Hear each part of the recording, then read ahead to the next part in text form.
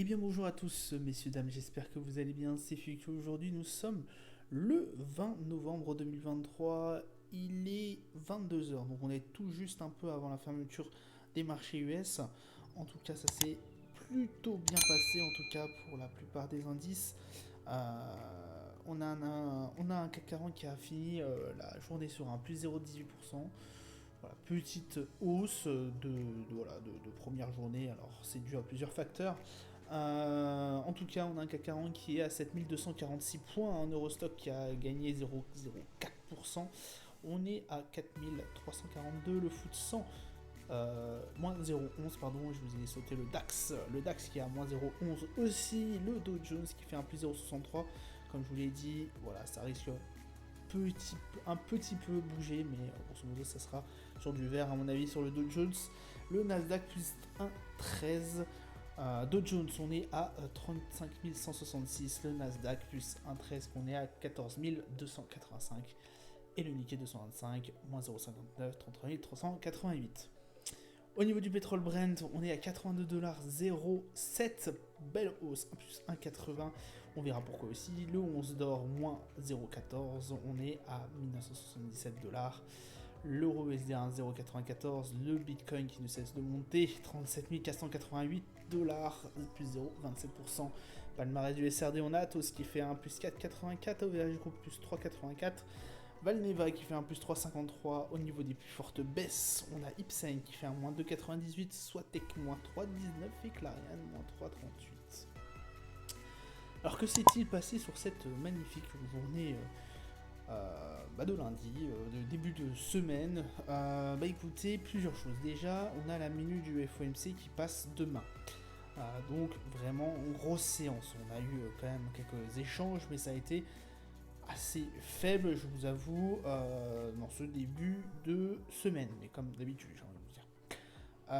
Que s'est-il passé d'autre? On a eu une petite hausse effectivement du CAC 40, notamment soutenue par Total Energy et un pétrole Brent qui remonte à 82,06$.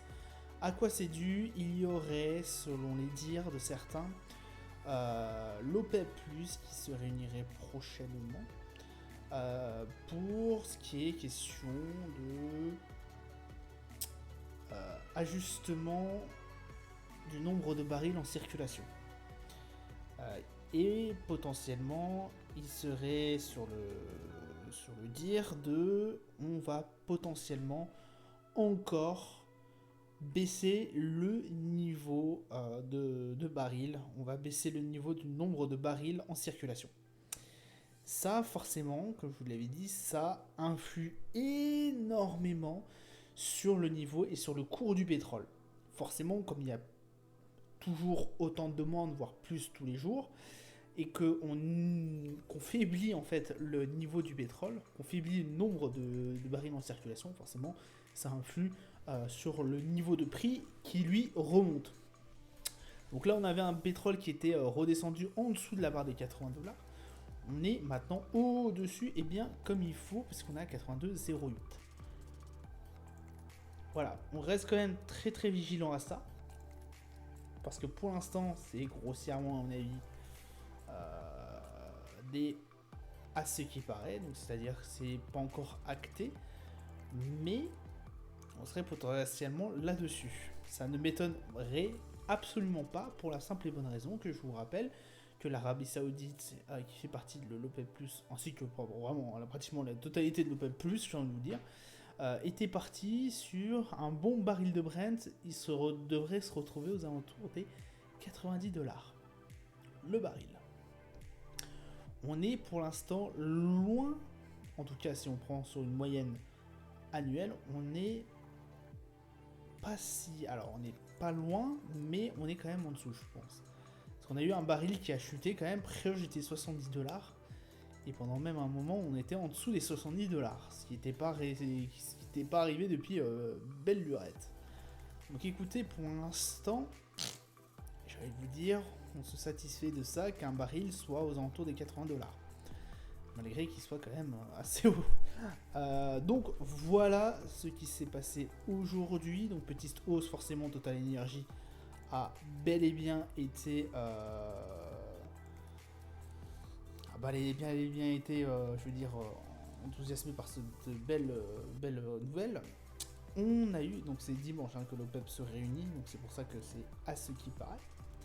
On a eu aussi du côté, en fait, c'est pour ça que le DAX a légèrement reculé, on a eu une énorme chute, et pas n'importe laquelle, c'est notamment Bayer. Bayer qui a lâché aux alentours des 21,3% en séance et moins 18 en clôture. Pour deux raisons. Alors la première, c'est effectivement sa condamnation au niveau des États-Unis pour le Roundup, donc il y a un produit qui permet de désherber mais qui vous envoie du cancer à gogo. Donc effectivement, la plupart des, il y a eu 3 plaignants, donc les 3 plaignants ont obtenu gain de cause. Forcément ça n'a pas plu et ils ont aussi été sommés d'arrêter. Ils ont été aussi sommés d'arrêter, alors je me rappelle plus quoi, une expérience ou un anticoagulant. Voilà. Un anticoagulant par manque d'efficacité lors d'un essai de phase 3 sur l'anticoagulant expérimental à Sodexo. Voilà. Et effectivement, ils ont été obligés de verser plus de 1,5 milliard de dollars à 3 plaignants souffrant d'un cancer imputé au désherbant Roundup. Voilà ce qui a fait un peu chavirer, j'allais vous dire, le DAX dans le rouge, mais ça va, il s'en est pas trop mal sorti. Voilà en tout cas pour les actus d'aujourd'hui. N'oubliez pas, calendrier d'annonce économique, on n'a pas eu grand chose aujourd'hui. Par contre, demain, ça a bougé pas mal.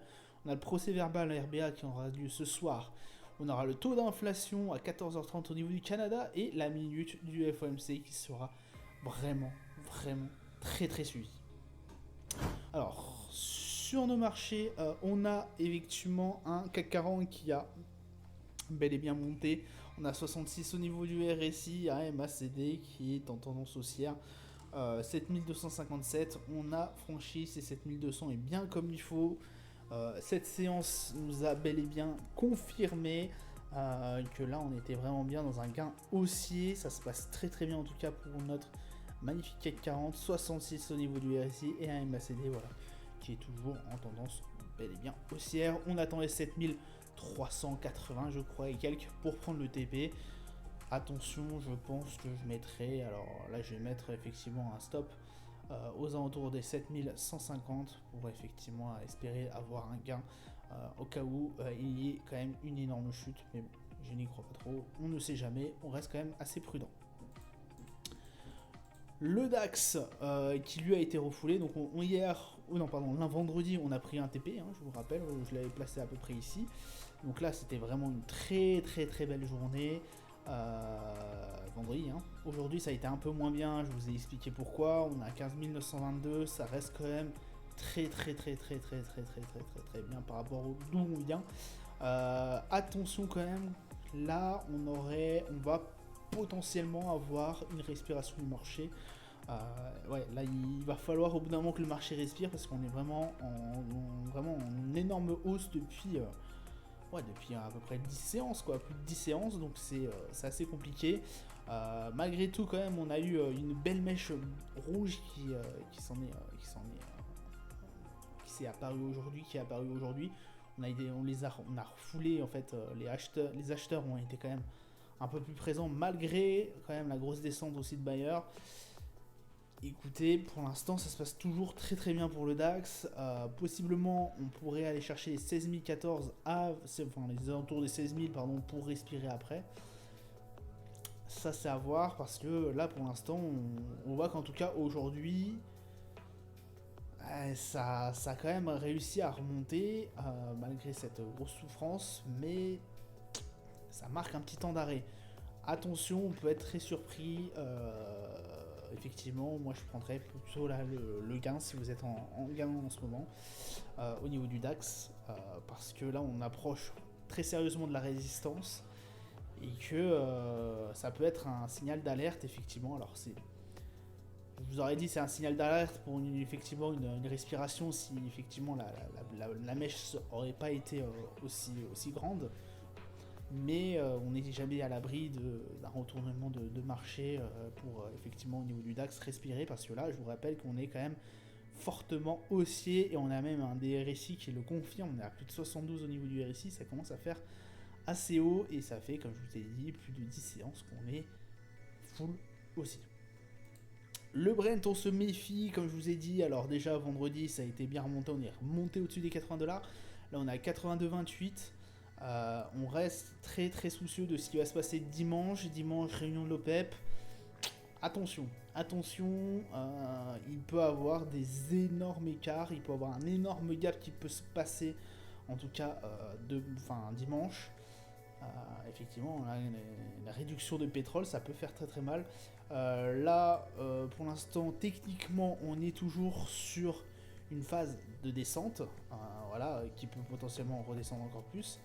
Méfiez-vous, là, franchement, écartez-vous peut-être de ce marché pour l'instant. Attendez limite de voir lundi prochain. On peut être très surpris des annonces, à la fois en bien comme en mal. Mais vous pouvez aussi jouer la carte parce que très souvent l'OPEP, ils se cachent pas, ils veulent réduire le prix du baril de Brent. Donc forcément, le lundi, il y a un énorme gap et ça continue à remonter. Donc si vous essayez de préchoter ça, faites attention quand même. Le 11 d'or, bon pour l'instant ça cale aussi, très très compliqué, je reprends pas de position là-dessus, j'ai déjà pris un stop ici, 1977 $ pour l'instant, ça bouge pas, on a une énorme mèche quand même qui est redescendue en bas, une énorme mèche baissière, donc quand même on n'a pas clôturé, voilà, on a clôturé vraiment un tout petit peu en baisse. Ça reste vraiment là, on a ni acheteur ni vendeur qui arrive à prendre une décision. On le voit bien, hein, les deux dernières séances sont vraiment nulles pratiquement. Il se passe, on est vraiment très très peu, on n'arrive pas à clôturer en fait. Donc très compliqué au niveau du 11 d'or, 57 au niveau du récit, on reste quand même assez vigilant sur ce marché. On va attendre de réels indicateurs pour savoir si on va se positionner à la hausse ou à la baisse prochainement. Le S&P, bon écoutez, mon pari a potentiellement bien marché, vraiment ça a été assez culotté, ça marche une fois sur 30, hein, donc le faites pas, ça c'était vraiment un gage d'orgueil pour ma part.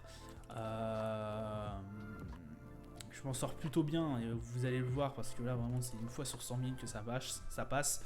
De prendre effectivement, comme je vous avais dit, hein, le 11 d'or n'étant pas passé. D'ailleurs j'avais fait pas un no deal, j'ai oublié le mot, hein, vous m'excuserez, je l'oublie à chaque fois. Ni de gain ni de perte, alors j'avais pris une petite perte quand même, mais ça a été, et de rage en fait, comme je vous avais dit, j'avais commencé à prendre position sur les marchés américains comme un énorme abruti, et bien évidemment les marchés américains qui avaient bien monté avaient galéré à repasser en fait ce niveau là, au niveau des 4501, enfin les niveaux charnières, j'ai envie de vous dire, au niveau des résistances, parce qu'en plus j'avais pris le pari que ça c'était aussi et que voilà, bref, on était sur un niveau de résistance. La veille ou l'avant-veille, on avait eu les chiffres d'inflation qui s'étaient très bien passés, donc je m'étais dit allez, pourquoi pas, on va tester le truc. Bon, quelque chose de complètement idiot. Là ça s'est bien passé parce qu'on est reparti encore à la hausse, ça a l'air de plutôt bien se passer, donc on va attendre, mais voilà, hein, ça a été très très très très bête parce qu'à tout moment, voilà, un niveau de résistance comme ça peut mettre du temps à passer, et puis on peut très très bien repartir en baisse, et là dans ce cas là vous allez vous manger des énormes pertes, et ça sera bien fait un peu. Donc là, niveau de résistance, bon pour l'instant il a l'air d'être cassé, on reste toujours prudent quand même, mais en tout cas au niveau du S&P ça se passe plutôt bien. Le RSI en plus qui était hyper haut, enfin 71, vraiment pas quelque chose à faire. Le Nasdaq c'est pareil, hein, j'avais pris le niveau vraiment les pires endroits ever, donc c'est-à-dire vraiment le niveau des... Vous le voyez, hein, là, la prise de position elle a été aux alentours des 1851, donc le niveau de la résistance du Nasdaq. Là on est à 16 024, on s'en tire pas trop mal, 71 pareil au niveau du RSI, donc c'est très très haussier. On n'a pas eu d'énormes respirations, mais après quand même on a des inflations qui se passent extrêmement bien. La minute du FOMC demain pourrait être extrêmement déterminante, on reste très prudent là-dessus quand même. Voilà, pour l'instant ça se passe assez bien pour le S&P et le Nasdaq. J'avais pris aussi position sur le Dow Jones. L'avantage c'est que le Dow Jones, lui, il n'était pas sur une résistance. Il a réussi à me choper le TP, donc j'ai pris un TP à 35 300 je crois et quelques. 35 000 pardon, pas 300 mais 200 et quelques, je sais plus. Ça s'est très très bien passé, le RSI à 69 donc un peu moins fort. On n'était pas sur une résistance quand j'ai pris, j'ai dû le prendre ici à 34 000 et quelques. De toute façon vous allez voir sur les reviews, hein, j'ai pas bougé le TP.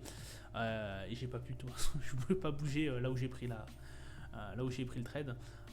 Donc à 35 134 aujourd'hui, ça s'est bien passé dans l'ensemble et bah du coup voilà, c'est un trade de plus de gagné. Et j'ai envie de vous dire pour l'instant ça se passe plutôt bien, on n'a pas eu énormément de revers.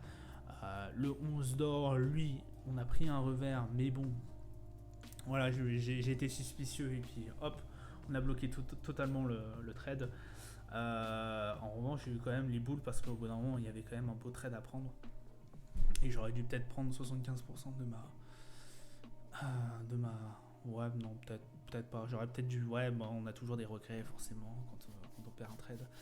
Mais bon, c'est comme ça. C'est la vie. Voilà, ça sera tout pour moi pour aujourd'hui. Je vous souhaite une excellente journée, une bonne soirée à vous. Je vous dis à plus tard. Ciao, ciao.